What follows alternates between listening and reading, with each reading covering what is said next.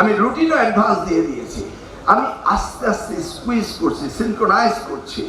Matric পরীক্ষাগুলো নিয়ে আসতেছি জানুয়ারিতে, ইন্টারমিডিয়েট পরীক্ষাগুলো নিয়ে আসছি মার্চে। এইভাবে আমি প্ল্যান অ্যান্ড ডিজাইন করেছি।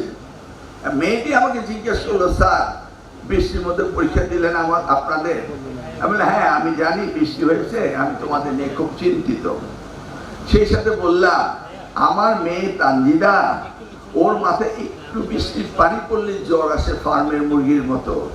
সেই জন্য আরো বেশি চিন্তা করতেছি তোমাদের কি জ্বর আসে কি না। সেই জন্য আমি খুব উদ্বিগ্ন, যেটা হয়েছে তো হয়েছে, জ্বর আসে কিনা। কিন্তু কি করা যাবে, আমাদের পরীক্ষা তো সকলের সাথে কথা বলে বলতে হয়। সকলেই বলেছে পরীক্ষা নেওয়া যাবে।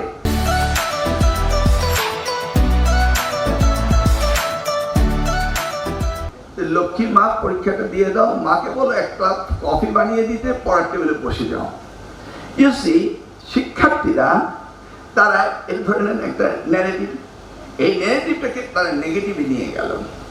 ইউ সি, জাতি যদি এইভাবে অর্থ কানা হয়ে যায়, তাহলে তো আমাদের ভবিষ্যৎ ভালো হবে না।